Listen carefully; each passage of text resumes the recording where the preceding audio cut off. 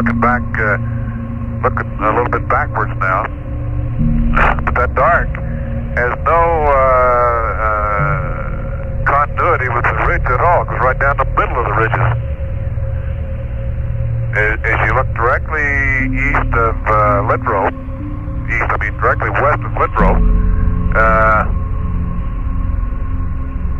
the wrinkle ridge is there, and then there's comes out, and you have the light tannish, the dark, I guess you call it, dark tannish gray, and then you get out to the light tan of the Mare Serenitatis itself. Okay, Ron.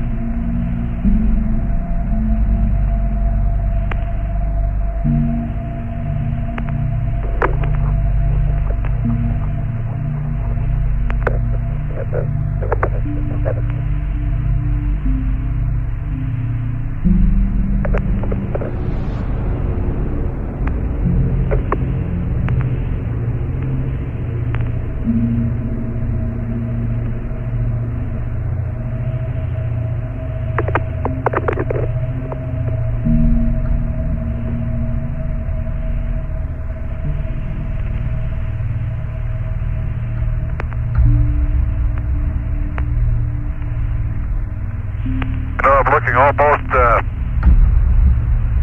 directly into the sun, and you can still see a topographic expression, a topographic high around the rills in the Take area, and also the grayness has disappeared out of that dark material, and it just looking into the sun now, it looks more of a tan.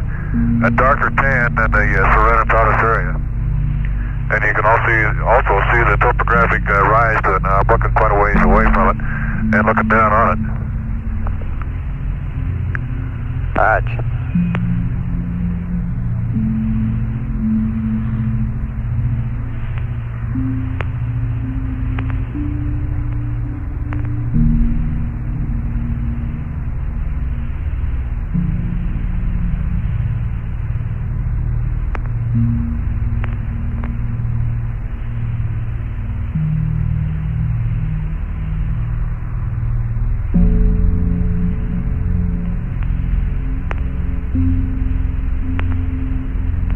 You know, that's kind of funny now, looking back at the Stichius Gallus, and just to the north of that, there's a crater that's about, well, it's right at the end of those rills that go north from Stichius Gallus, and you can really see the ejecta blanket. The ejecta blanket looks very dark around it now in this sun. Now you look out across the Mare Serenitatis now, and you're getting toward the sunset, looking back into the sun, and the color is disappearing, all except in that one spot. Now that must be either a fresh ejecta,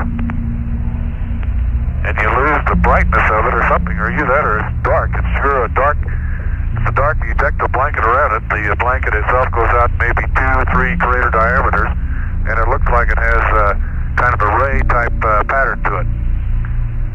I'll mark that crater. I don't even know if it's got a name or not, but I'll mark it on my map. Okay.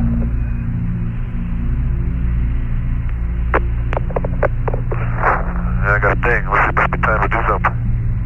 Yeah, it's time to turn the recorder on. Recorder on. Recorder's on. Okay.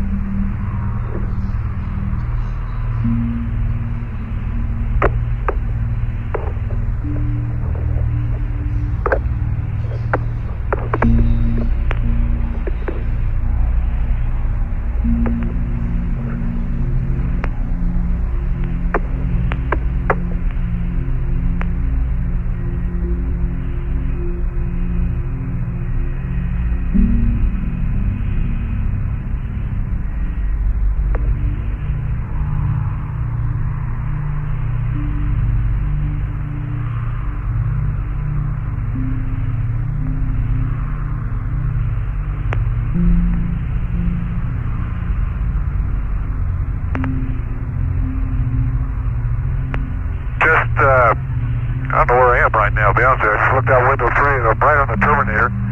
And let's see, I'm going west. So we've got some arcuate. There's kind of a little bit of a Mare area down there.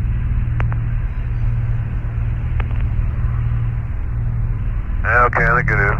And you can see lava tongues sticking out through there, and lava flow fronts with the high side on the east side, because you got a shadow all the way along the front. And they're about in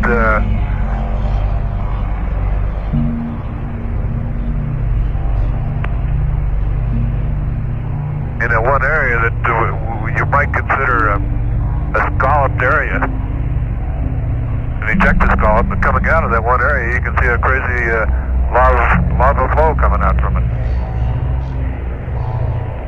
Roger on that. At least the flow.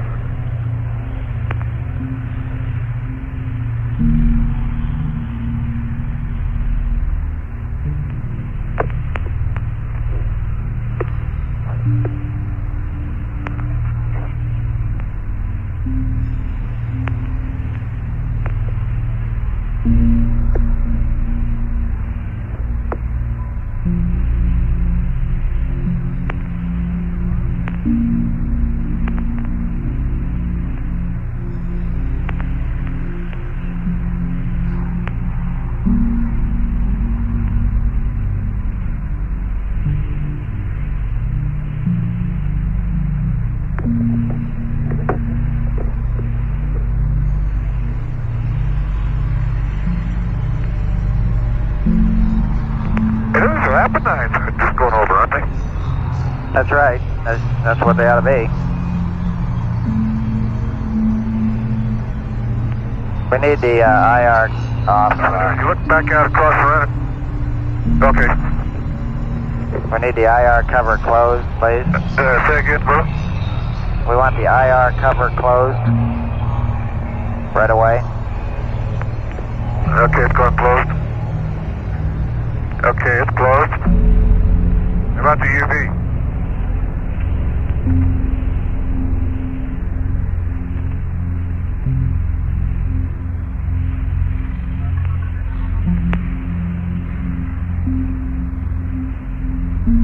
IR cover is closed.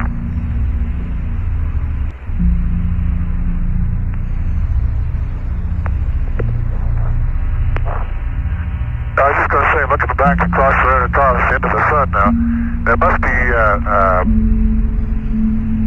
vessel that has an ejector pattern out there. When you look at the ejector patterns into the sun, they all look black with respect to the Mari. I think it must be a shadow effect or something that you get off of the raised ejector that comes up across it. Roger.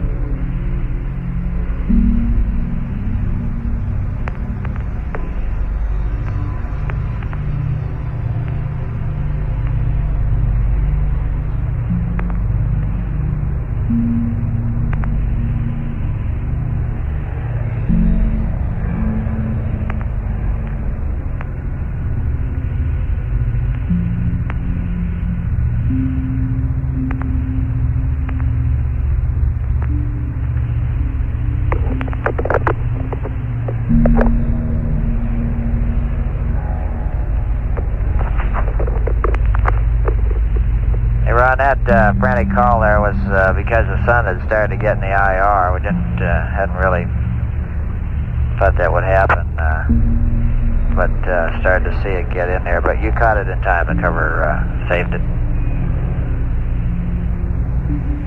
Okay, real good. I figured that's probably what it was.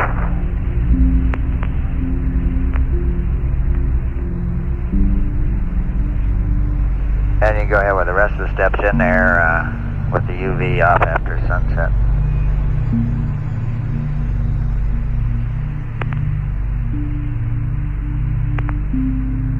Okay.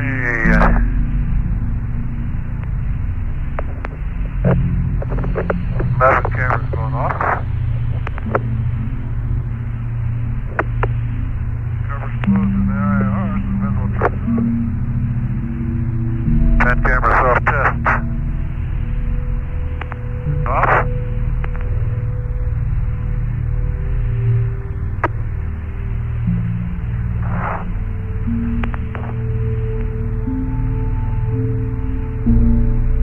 Yeah, let's see. I don't see the sun shining on my light out there. It must be sunset. Shouldn't be yet, though. Yeah, sure enough, he is, though.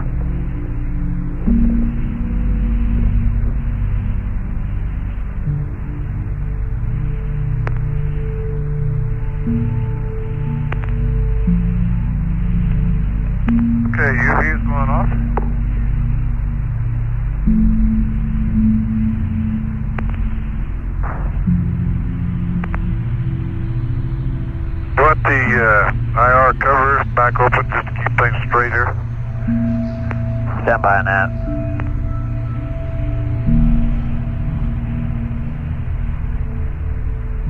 Or just next time we use IR, let's just remember to open the cover.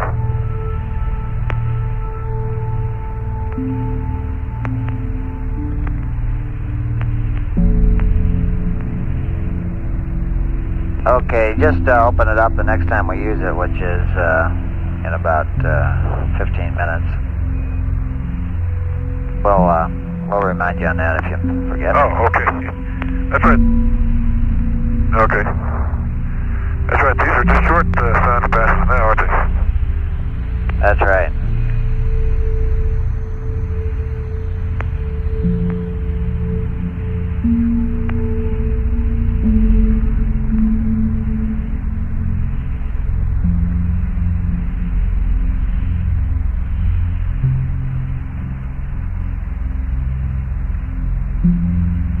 Ron, I can finish up my description of the last night's EVA if you like, since there's nothing to look at now. I'm watching the clock on the sounder start for you.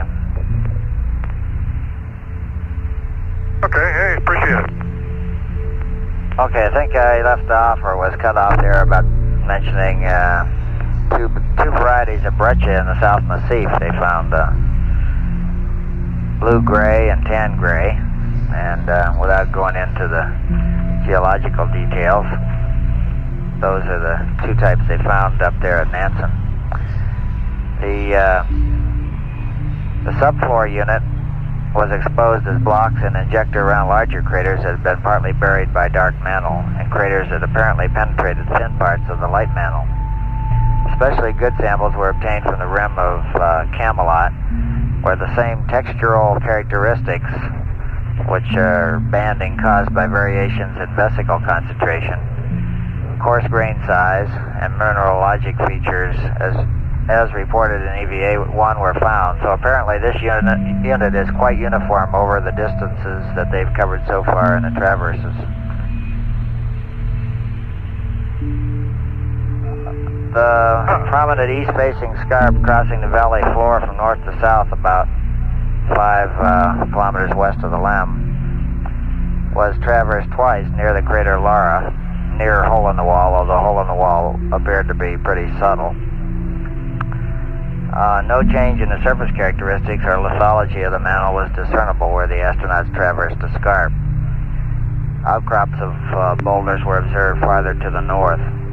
Where the northward extension of the scarp crosses the face of the North Massif, it forms a notably smooth and relatively young-appearing surface. Elsewhere, the surface of the North Massif is prominently furrowed and textured, and the crew described it as a crosshatch pattern on the surface that they could see, with one set of lineaments dipping eastward and the other westward at about 30 degrees.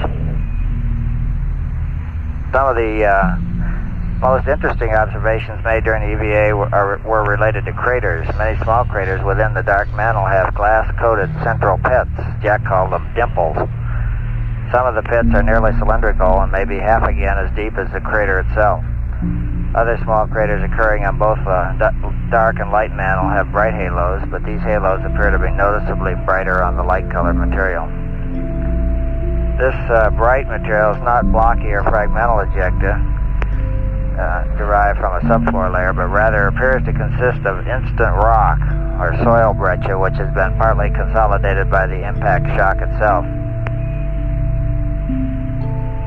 The most interesting eureka during the EVA was at Station 4, Shorty Crater, where Jack found some bright red or orange, he described it, orange dirt within the gray to dark gray rim materials. The colored banding is circumferential to the crater and resemble alteration halos which occur around many terrestrial volcanic vents. So you can see why the geologists are excited on that one. The morphology of Shorty, however, is similar in some respects to You betcha. impact craters, hence a definitive interpretation of its origin may depend on sample analysis. And I got about a minute and a half to start the sound, or you might be close to 2:30 there if you aren't. They took a total of about 850 pictures. They've taken a total of 1,270, would you believe, pictures so far on the lunar surface, including about 150 with the 500 millimeter camera, mostly of the north, south, east massifs and family mountains. They got 56 samples, 2 double cores, probably about 36 kilograms worth, and they traveled a total distance of 20 kilometers. Over.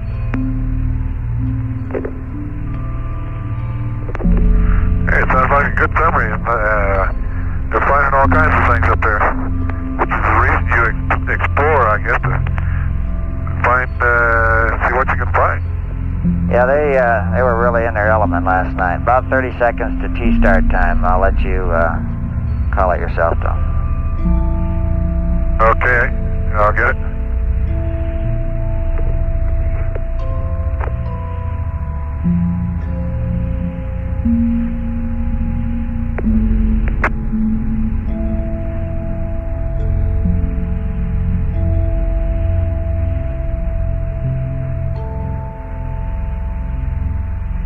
Data systems are off. Operator 05. Okay.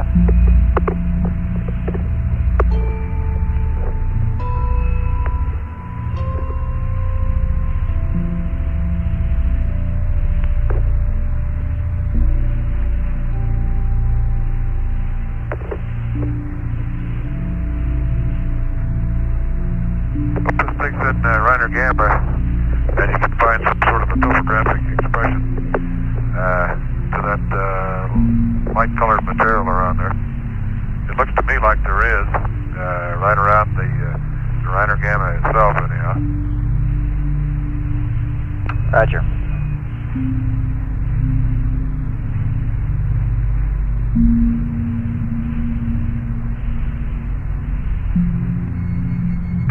Maybe the lunar sounder will collaborate my moonlight investigations or Earthlight investigations, I'm sorry.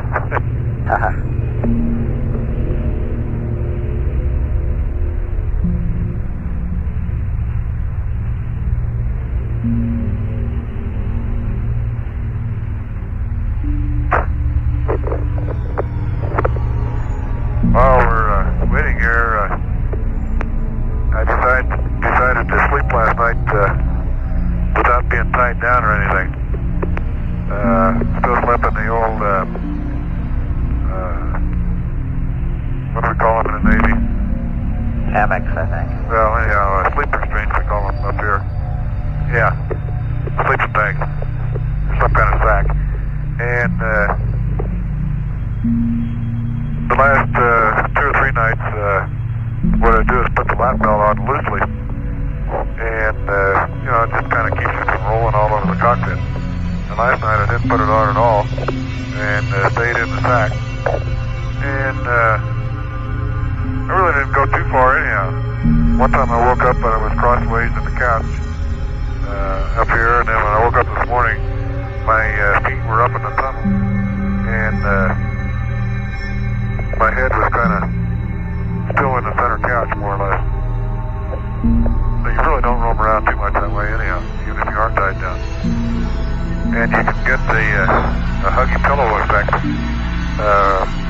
from being inside that sack and laying your head on the outside of the sack. It just about fits me such that if I stretch my feet out, then I get a little bit of a pull.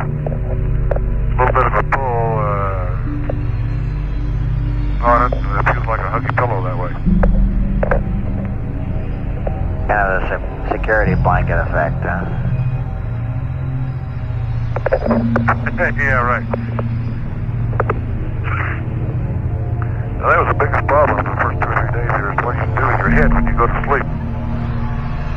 I'm used to sleeping with a pillow, and used to sleeping on my side. And it's amazing the psychological effect that you can get from For me, it's hard to go to sleep just laying on my back. So you just turn on your side, and you go right to sleep. Now, what's your side and what's your back, I don't know, but anyhow, it works. That's got to be psychological. It sure is.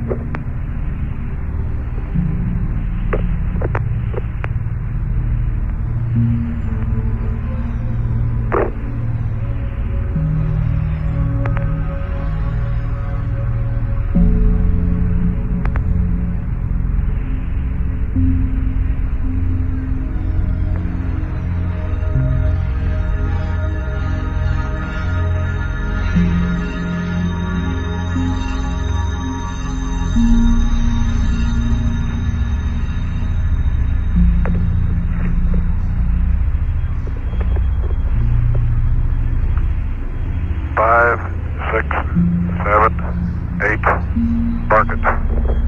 Let us enter. Stand by. Okay.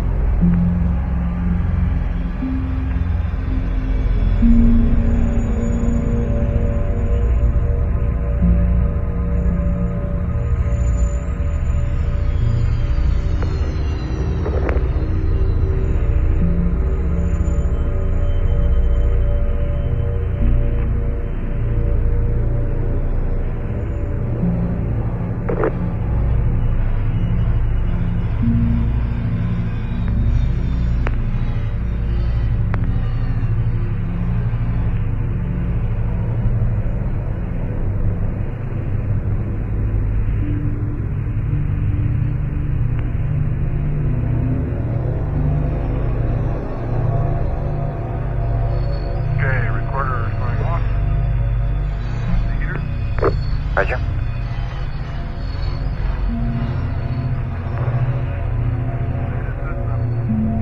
Going on.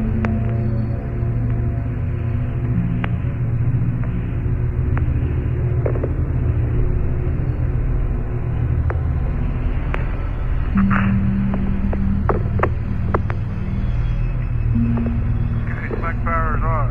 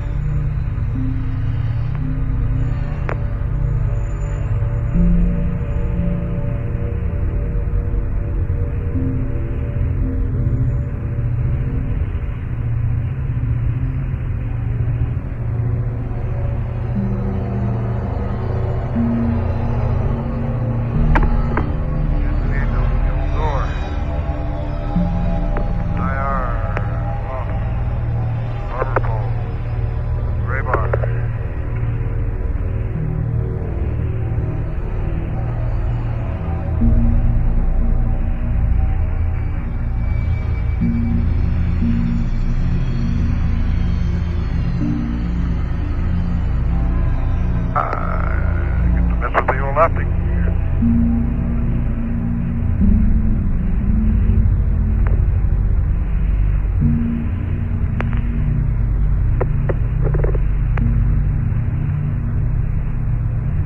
We're getting some of that run. Sounds like the mic might have slipped away from your mouth, though.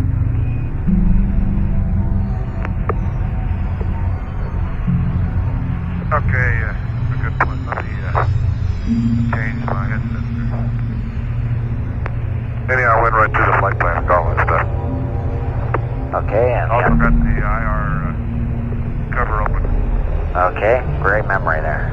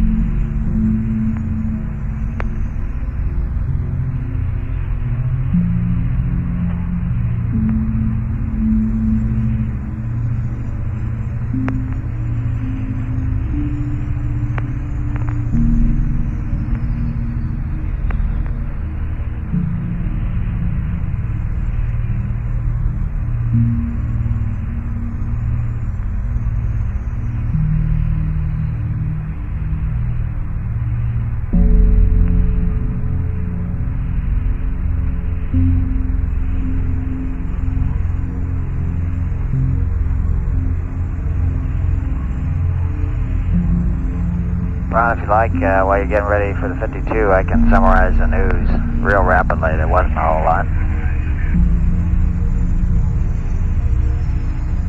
Okay, sure, go ahead. I got different headset now, is that okay? Yeah, you're loud and clear. Former President Truman is still hanging in there. His heartbeat and breathing became unstable yesterday, but then improved again. Of course, the big headlines were about the discovery of the orange dirt at Shorty Crater. And there was a picture of Jan, John, and Jamie in the paper watching the EVA on TV.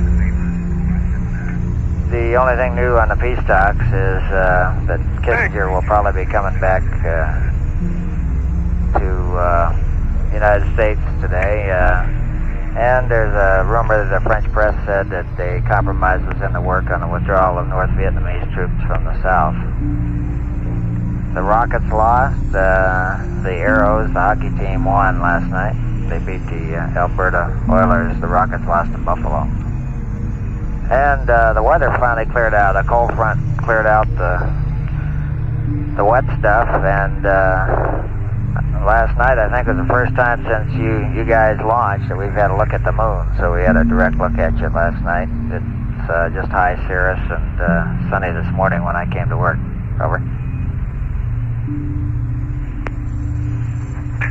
Hey, thanks for the news, and I guess those three guys that went up to the moon, you know, they probably cleared that weather up there in Houston. It sure took you a while, though. Right.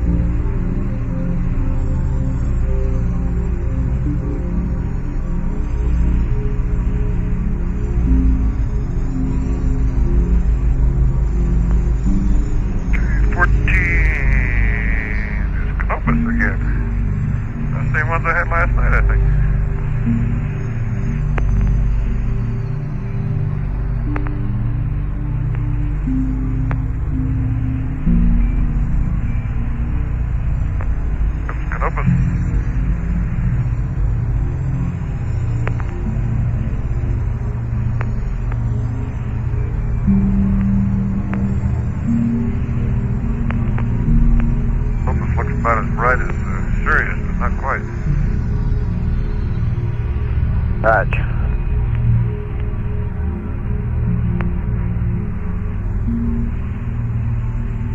So my sextant, good and everything like that, but you just can't quite get the reticle in focus. Roger. Guess kind of the way they said it was going to be.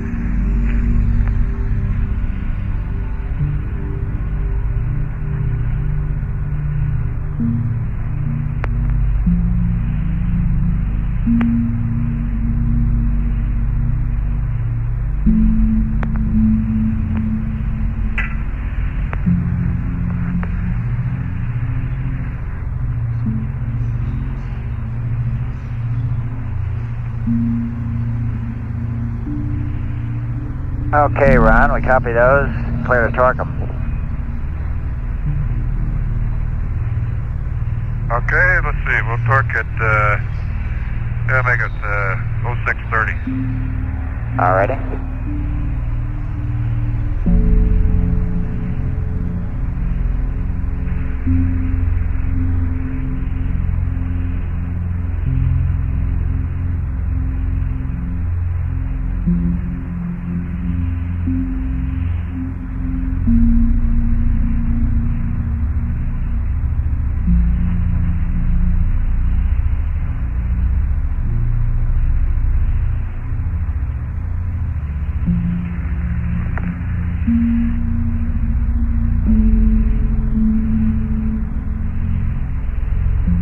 Ron, we've got still about 5-6 minutes to LOS, but in case we drop off when you're maneuvering there, just want to tell you that everything's looking good. In fact, the IR is pumping out good data, so with that fantastic teamwork, we saved it back here. And we'll see you next time around. Hey, okay. Sounds good. There's a little Aldebaran in there. Saturn still must be out of the...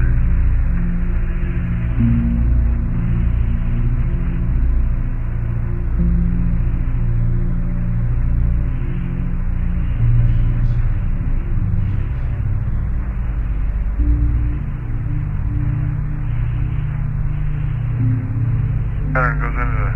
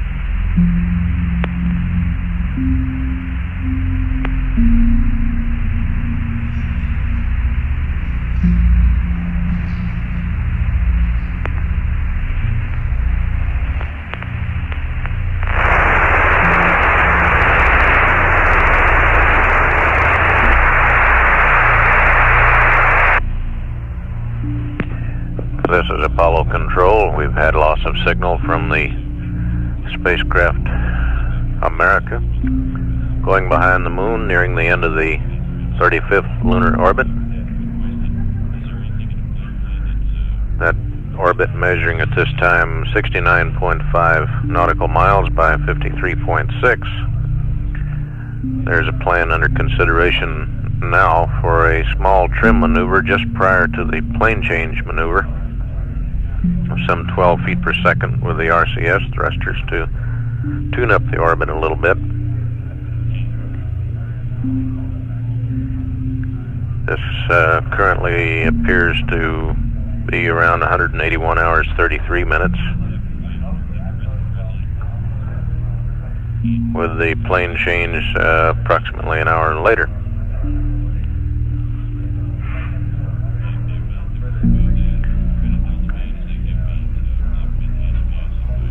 Command Module pilot Ron Evans continuing to operate the scientific instrument module experiments in the service module of his spacecraft. All systems apparently operating nominally.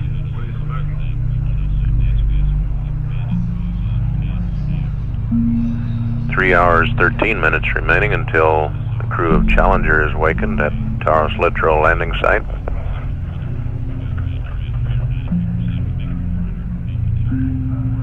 And at 1:57:16 ground elapsed time. This is Apollo Control. All stations be advised, that is eclipse.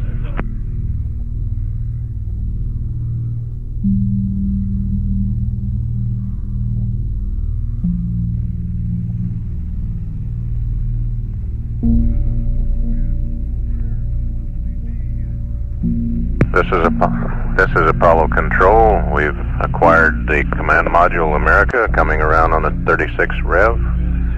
He's on a bad Omni antenna at the moment and barely readable, but we'll stand by here until the communications improve and Gordo Fullerton can continue the two-way communication.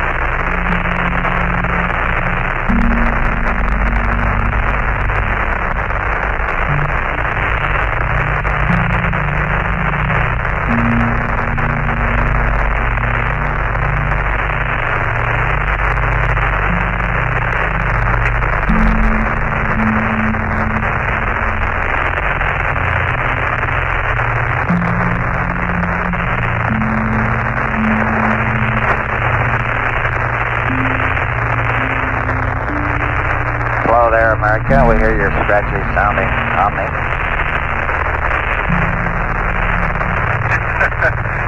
Probably so.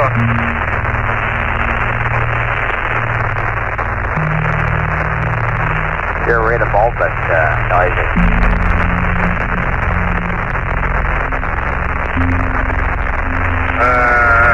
You're cutting in and out on the Omni. I thought I couldn't catch you. Roger.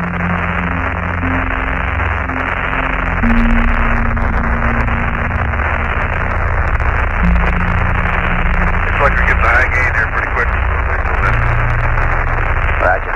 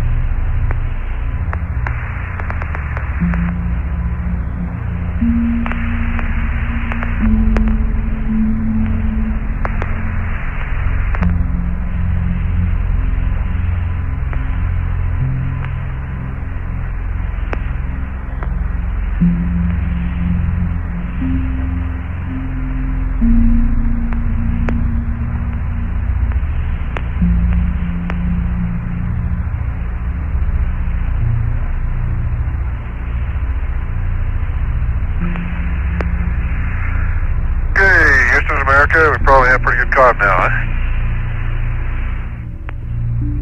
Yeah, Ron, we're getting you now and sound good.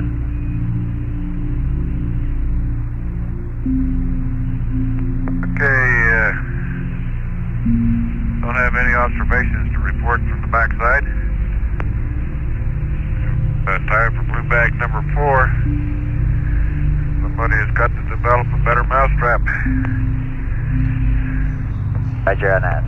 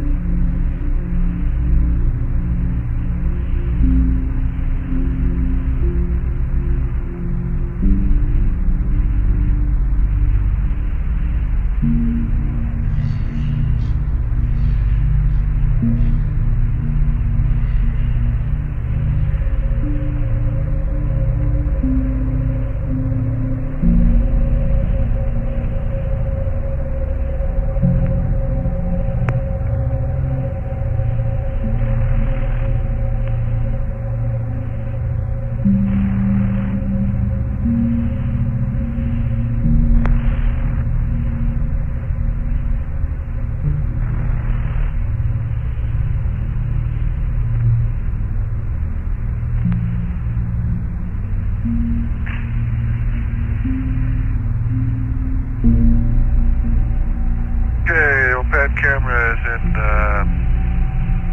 standby. Roger, Ron. Power's coming on, and V over H is in high altitude. Okay.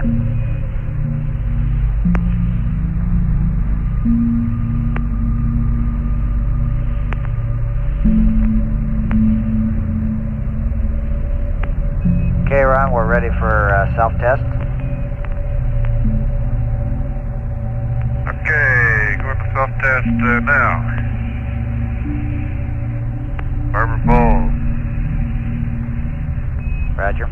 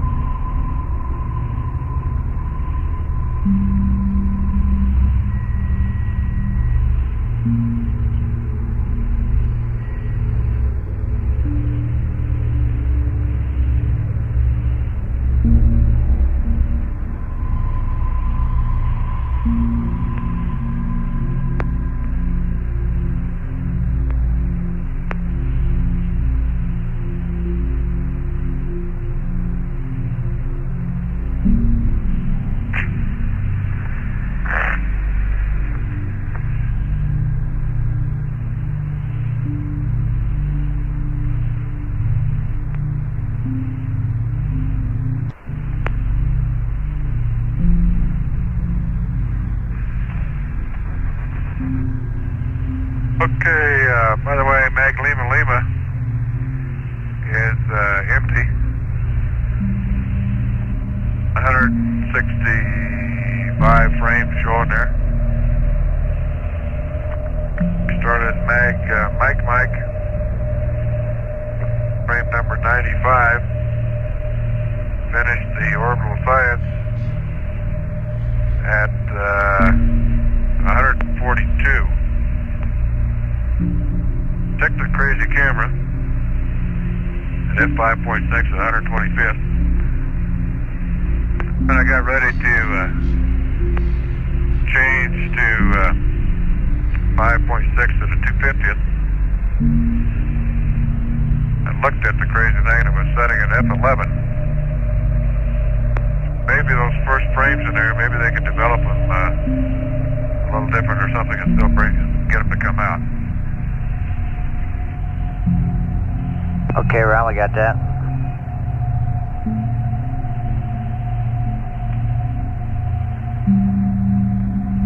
I think what happens is it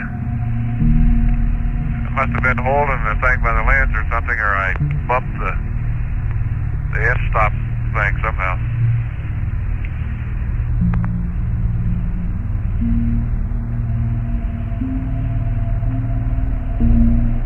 Ron, we're ready for pan camera power to off. And did you go to heaters after you put the self-test switch to self-test when we started this? No, I just went back to off. So I was supposed to go to heaters.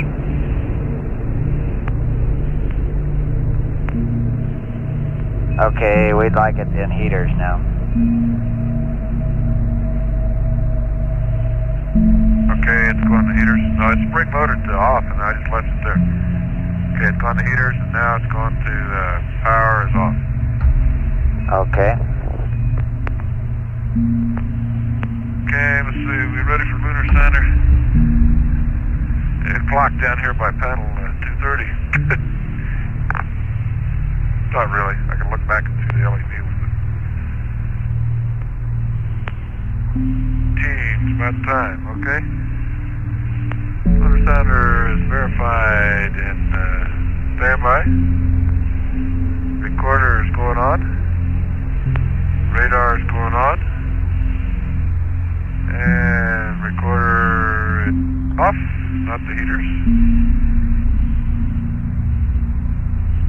F antenna 1.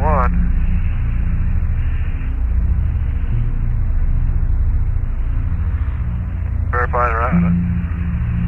Extend. No barber pole, back to off. Number 2, extend. No barber pole, back to off. Okay. Mode is going to HF. And we take a look at Alpha is off, Bravo is off, B data is off, Beacon is off, ranging is off. Okay, let's see.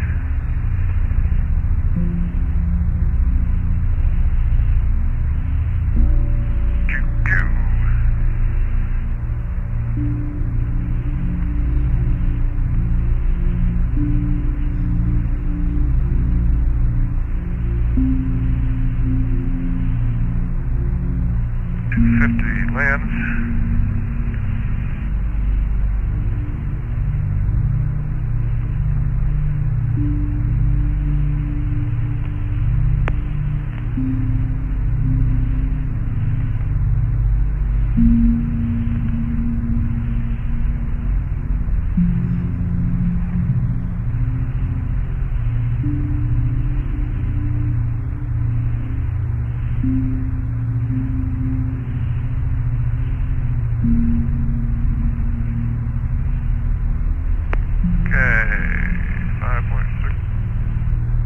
Infinity.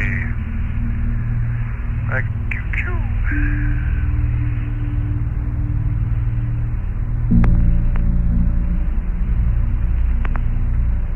Okay. That goes to the temporary storage bag. QQ goes on with 104 frames.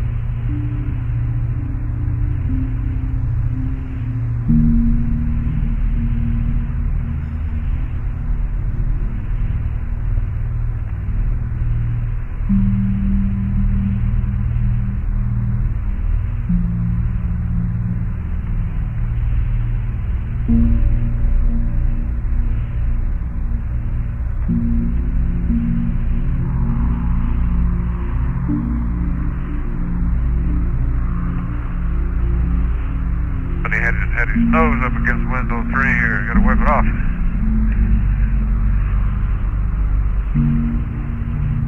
Well, these windows have really been great, though. They haven't, don't have any coatings or anything like that on them. Roger on that.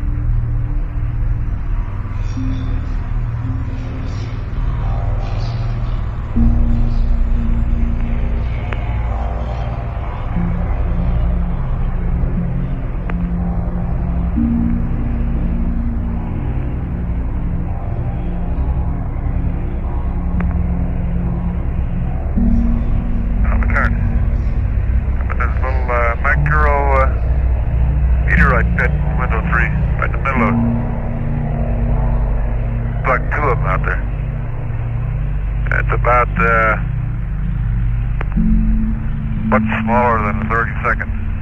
64th? At a 64th in diameter, probably. Just move around. Doesn't seem to have any. It's just a pit, you know.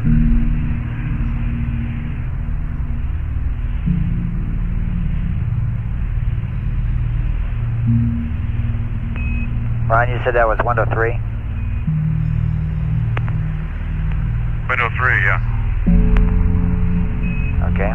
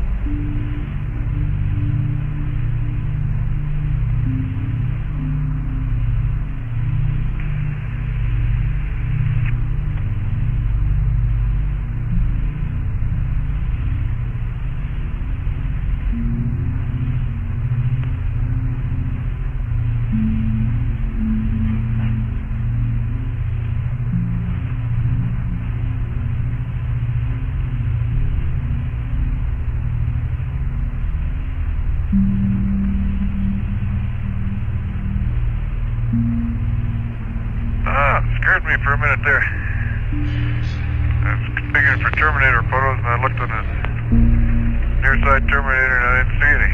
It's on the far side. Yeah, Stu and I were looking at the same thing. We're just about 30 seconds ahead of you. Okay. Once the Aitken on the far side, okay. Aitken and Ibn Hayyan, I think, or something like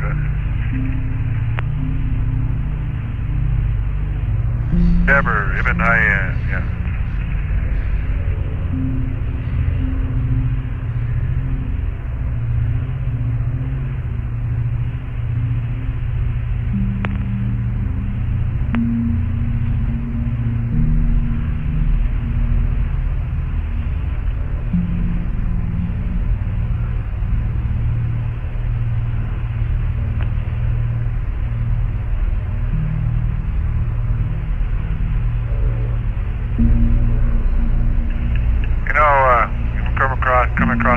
TAC A area again.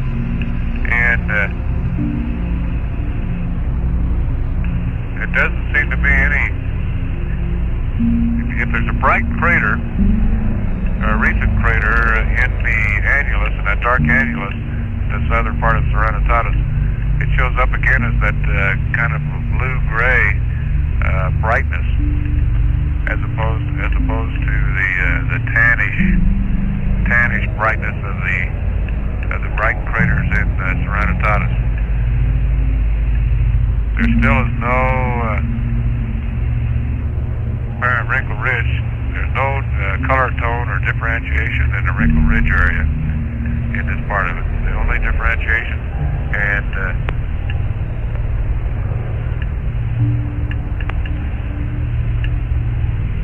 it looks like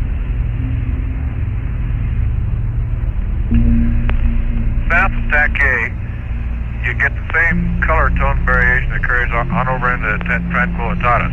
When you get up to the TAC A area, from TAC A up to I wish I could remember the name of that crazy crater. How about Menelaus? Menelaus, that's it, yeah. From TAC A up to Menelaus now,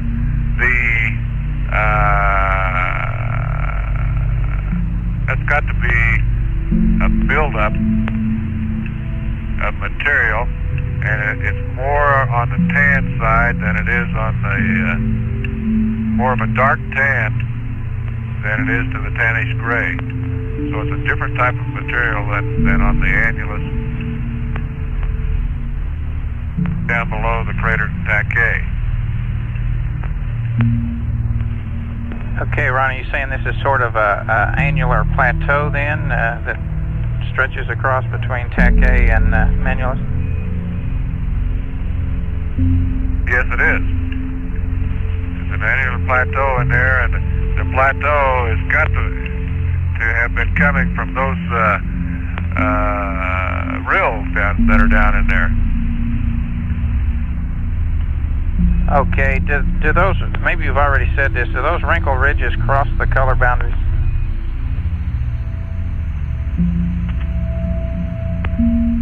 No, I can't find a wrinkle ridge that crosses the color boundary. The wrinkle ridges are out in Serenitatis itself, and there is no color boundary on the western edge of Serenitatis. It's all the same. Okay. Well, those sound like super good observations, Ron. I'm just passing over Sulpicius Gallus now. And just beyond Sulpicius Gallus is out in the Mare Tranquillitatis itself. And it looks like it's either a talus slope. You know, you've got a general slope of the mesite coming down, and then it changes slope a little bit, and it looks like you have a finer grained material. And that might be what we have at one time or another called a high water mark. But I kind of believe that's just a talus change in the slope as you're going down there in the fine grained material, somehow developing down there at the bottom. But as soon as you cross that area, we're going west now from Sulpicius Gallus.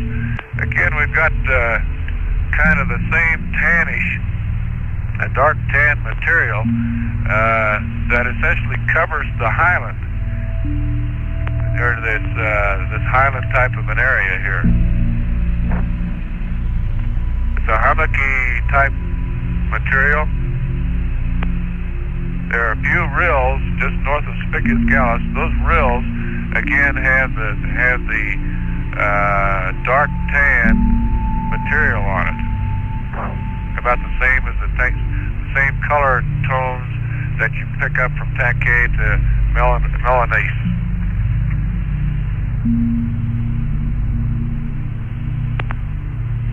Okay, sounds great. Keep talking. We'll cue you as the flight plan events come up. Okay.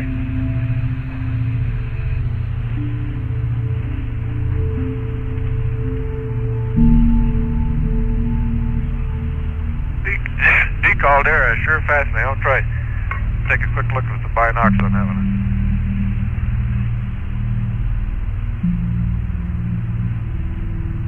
Binocs, I can't find the green. There it is.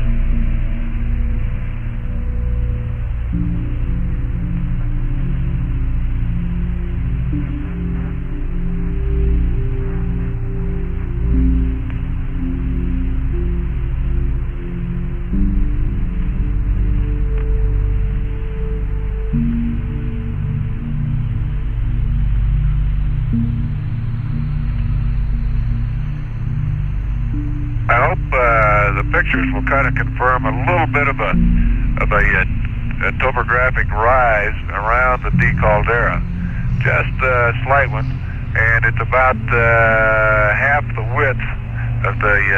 If you look at the D, it's a half the width of the D, not the height, but the width, and it seems to be a raised,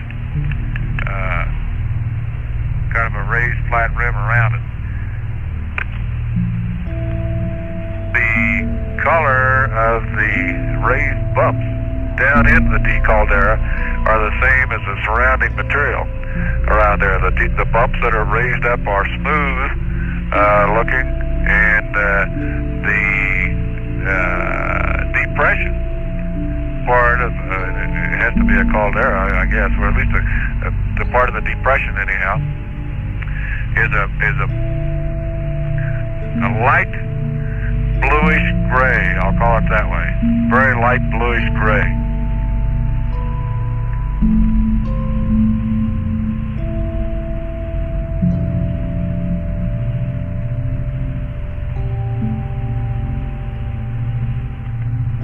Hey Ron, I'm not suggesting you do, because it's probably trouble to find. Have you tried the color wheel, comparing it on any of this stuff?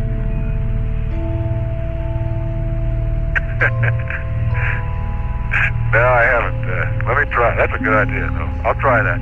See what I can come up with on that thing. Well, don't go to a lot of trouble. I never got around to it. But you might peg down some of these colors a little better.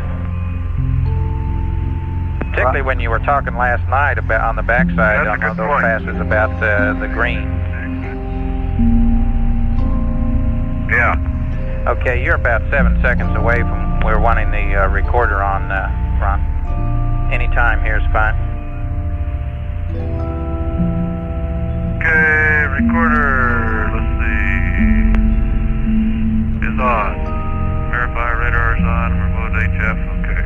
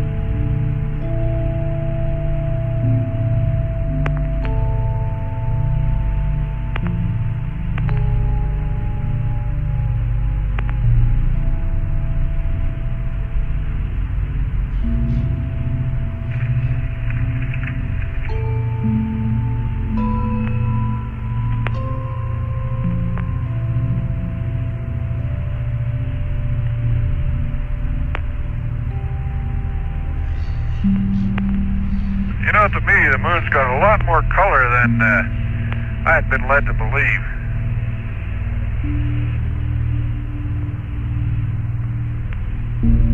Kind of had the impression that everything was the same color. That's far from being true. Okay.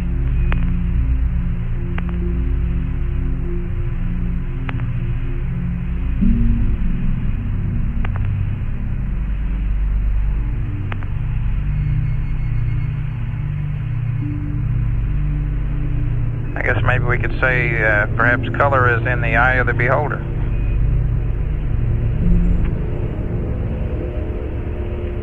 think there's a considerable amount of truth to that.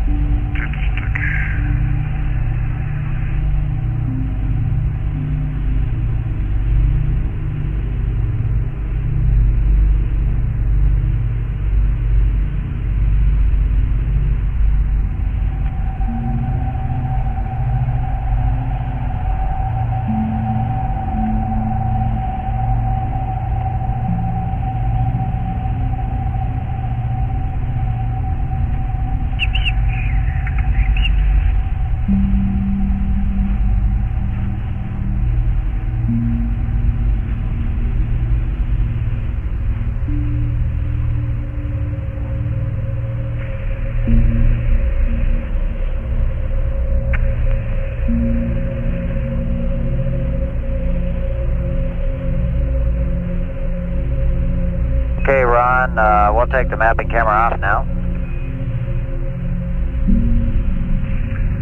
Okay, the old mapper is going off.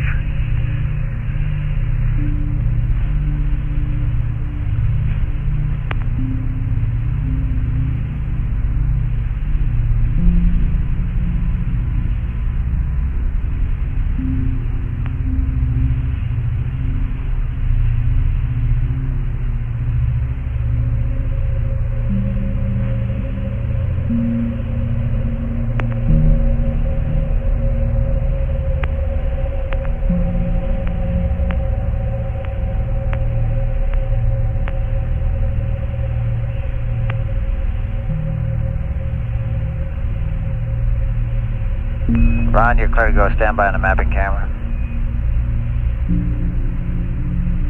Okay, mapper's going to stand by. Motion off, rubber pole.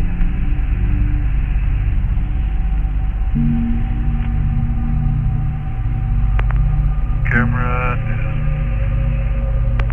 off. And camera self-test. Off. Okay. Turn the old slack power off again.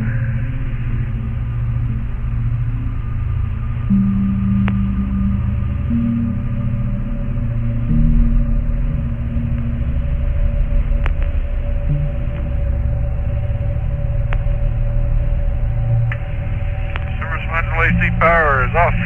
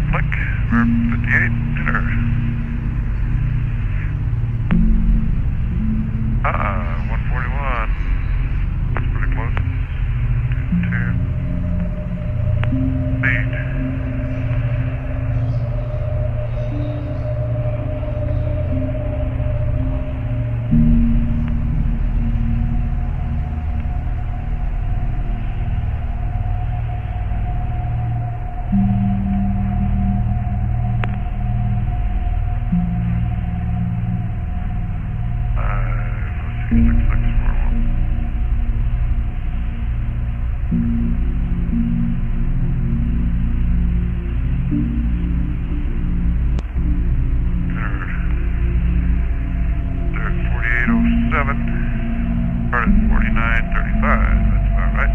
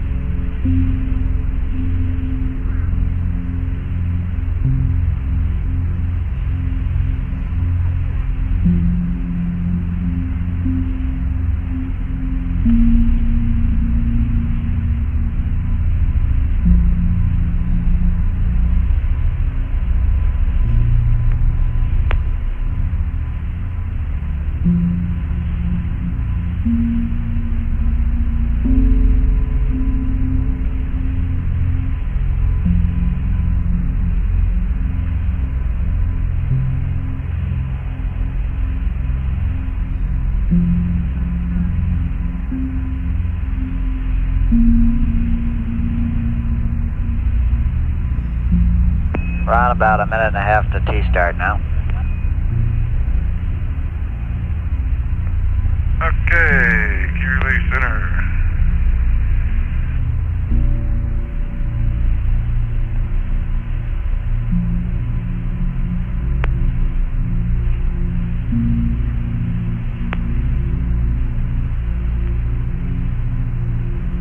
Omni Bravo.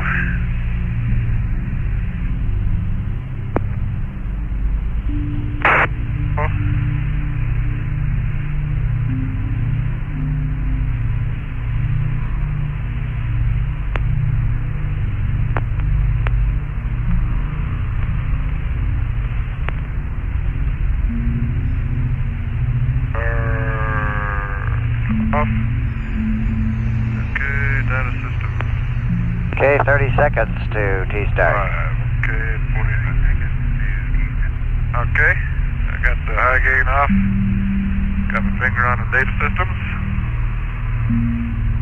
Okay, data systems are going off. Upgrade at 49.35.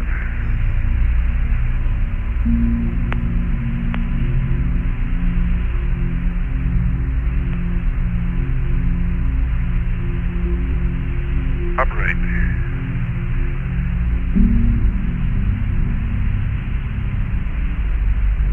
5438.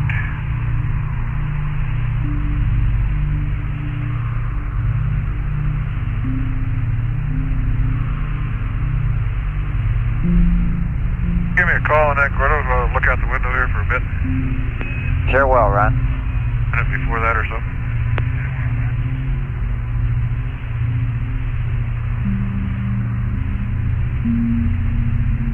Has the lights up, it may not be night adept.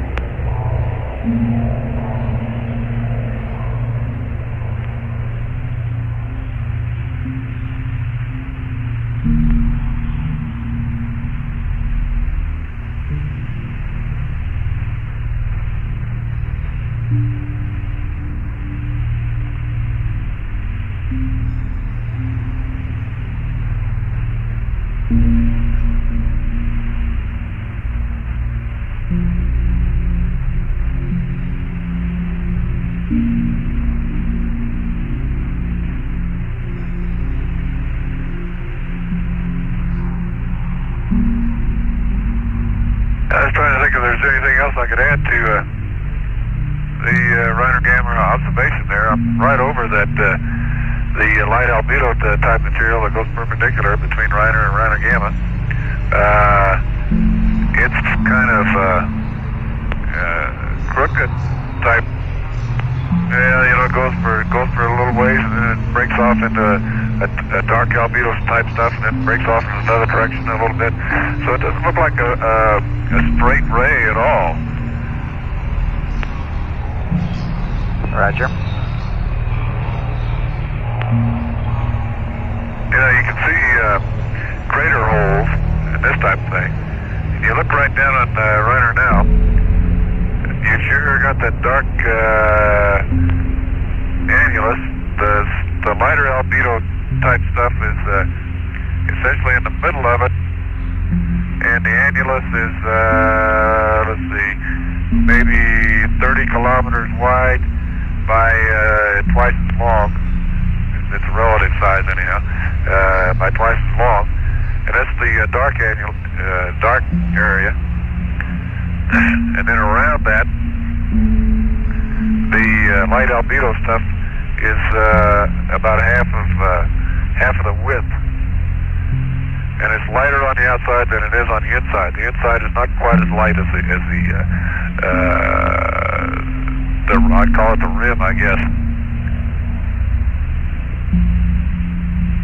It's not very hard to see any great topographic expression to it, though.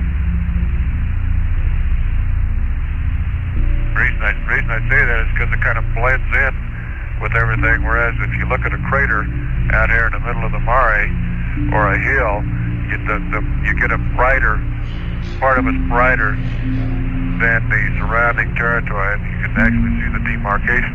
So that's the way you get your depth perception out of it. Okay, about 30 seconds now till T-stop. Okay. T-stop is 54:38, then we'll go to standby at that time. Base switch.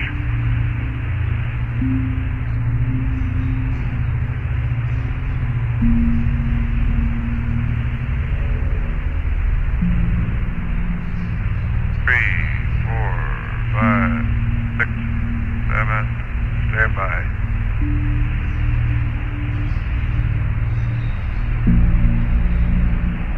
Okay, I'll give you a call in a minute.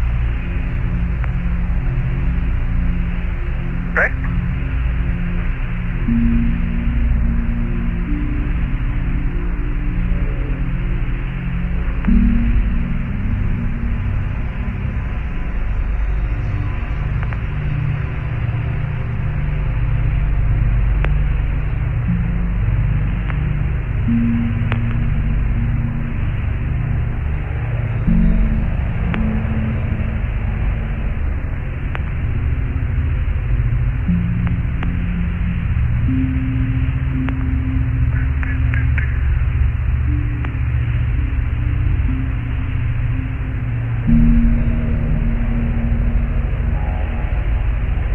Okay, Ron, it's been a minute.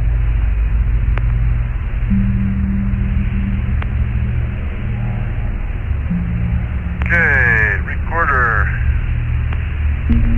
is off, not heaters.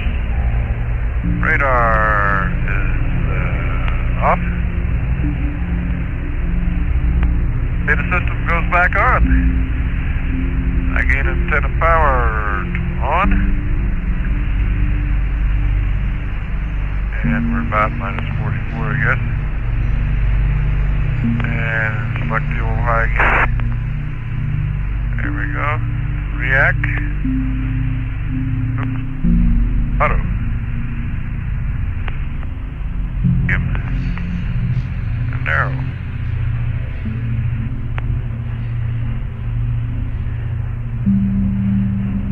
Inco's gonna do some commanding. Goes. State motion is going. Continue on here to the smack power.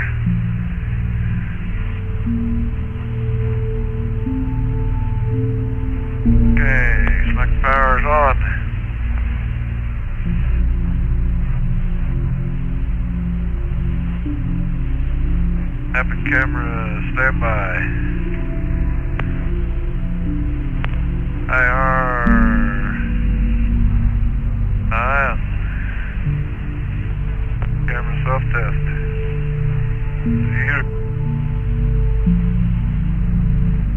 Is on.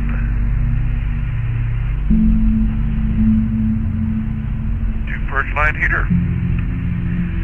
Do hydrogen perch here shortly, I guess.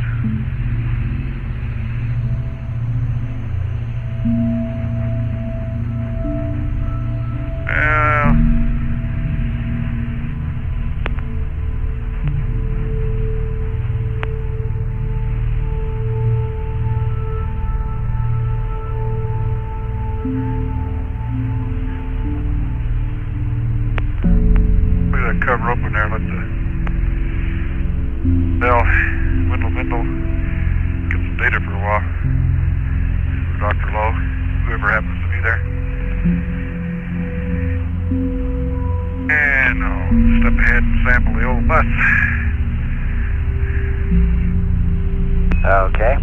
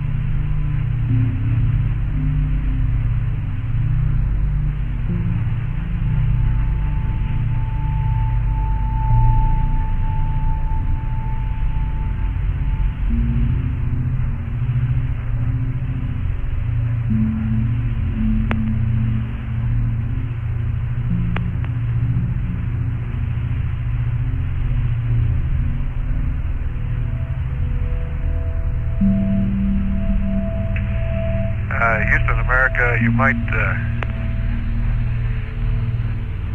tell the medics not to pay any attention to those sample numbers on those buses. Pay attention to the GET time. Because when you take them out of the bus storage bag, the right one never comes out. I don't think it makes any difference. Just pay attention to the GET time. Okay, Ron, pass that along.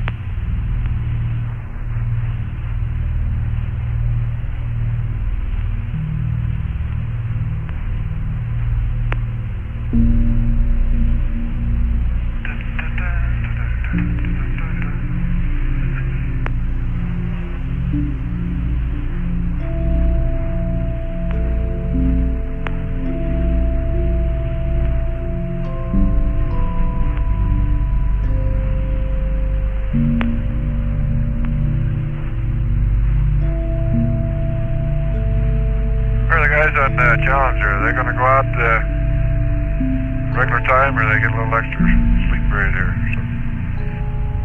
I think we're letting them sleep in again today.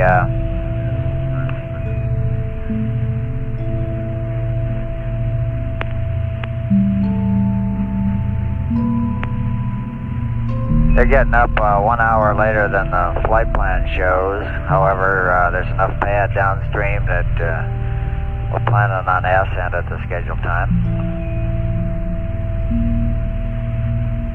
Okay.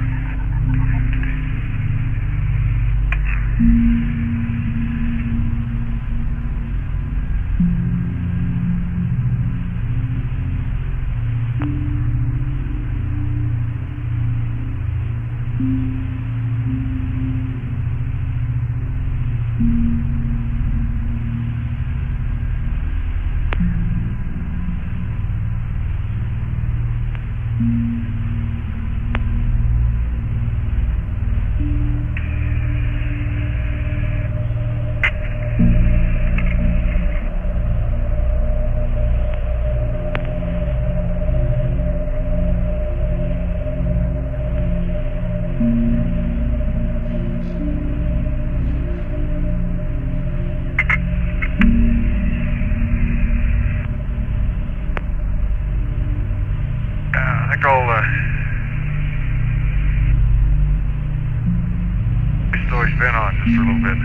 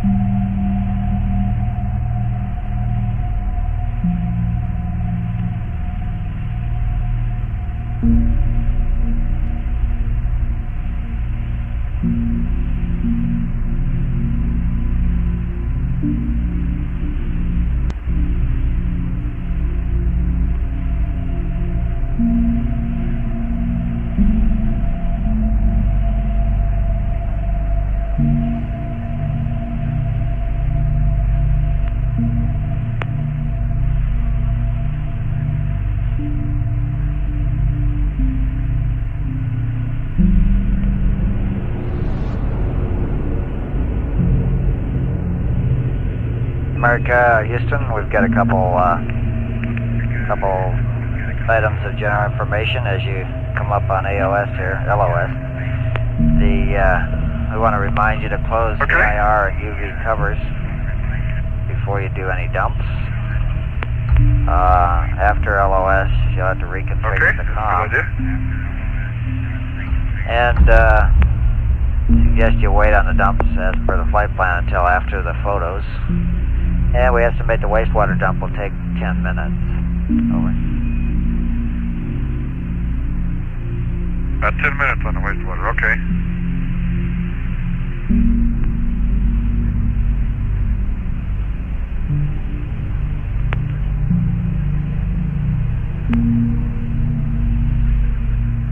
Okay. Must be over low bit rate. Okay, low bit rate with data system, so no DSC voice. I'll write everything down.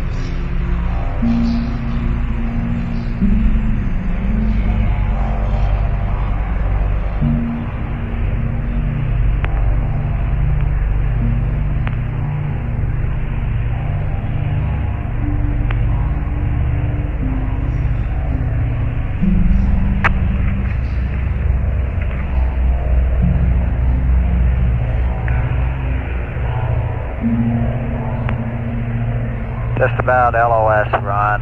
See you later. Okay, Gordo, thank you much.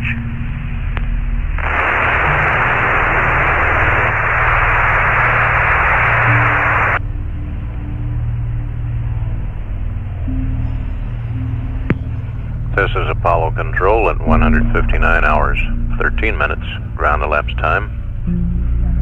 We've had loss of signal as Ron Evans, flying the spacecraft America, passed behind the moon, nearing the end of revolution number 36. Hour and 16 minutes until Cernan and Schmidt aboard Challenger are awakened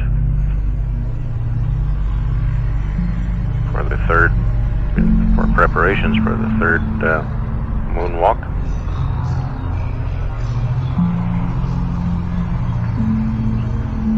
America now in a orbit measuring 69.1 by 53.7 nautical miles.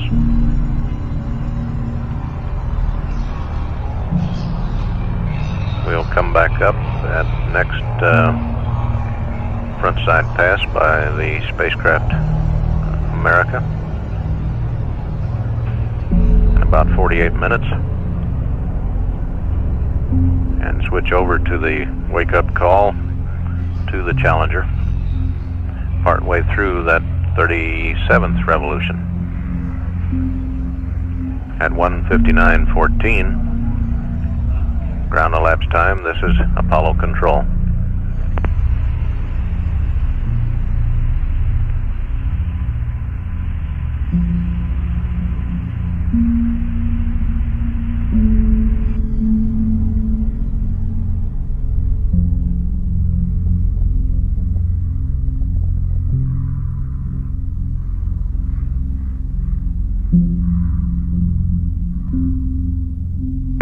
This is Apollo Control at 159 hours, 57 minutes, ground elapsed time in the mission of Apollo 17. Less than a minute away now as the Command Module America, Ron Evans, doing his orbital science task and orbital photography. As he comes around on revolution number 37, less than a half hour until the wake-up call is made to the crew of Challenger on the lunar surface. At that time, we'll switch over to the Air-Ground 1 circuit and eavesdrop on the conversation between Cernan and Schmidt and the Capcom here in Mission Control. We should have acquisition of signal from Command Module America. We'll come up with that line now.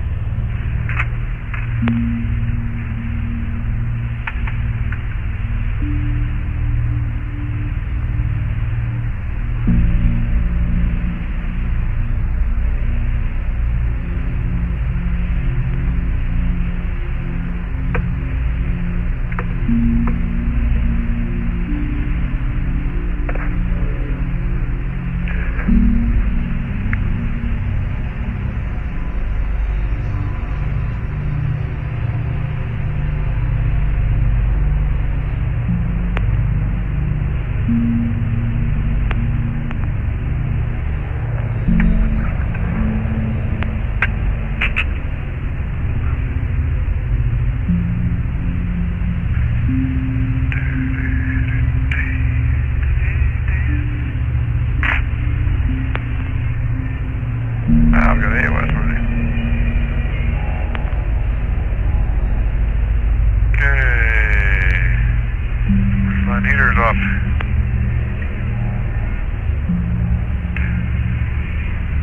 Whisper stop 10 left.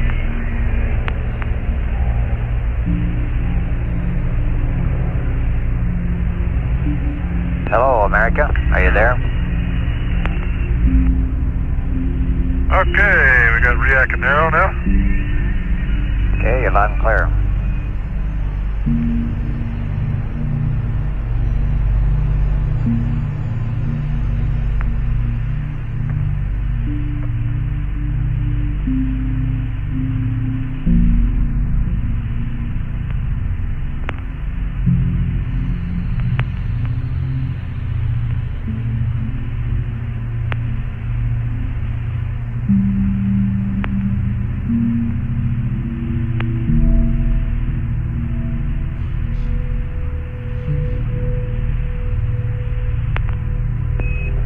it's convenient, I have a couple of finished additional up flight plans. Meg. Okay, go ahead. Okay, on your present page there, the UV solar atmosphere pad at 160.38. I have it. Okay, it's T-start of 160.4122. T-stop is 161.2647. And a remark that goes with that, you don't need to write this down, but the T-start time is biased 10 seconds prior to when we really think sunset will occur. If you see visually, okay, my mistake, it's the time is 10 seconds after sunset, but if you see sunset visually, you can go ahead and proceed with the UV cover open as soon as you see it. But we'd like you to close the UV cover exactly on the T-stop time as written. Over.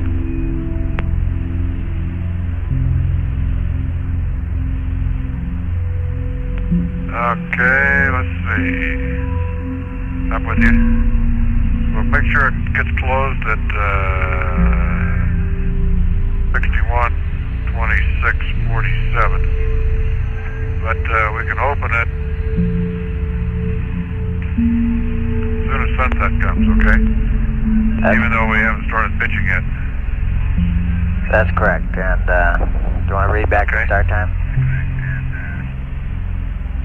Well, start time is 160.4122, is that correct? That's correct, 4122. Okay. Okay, go to 161.34.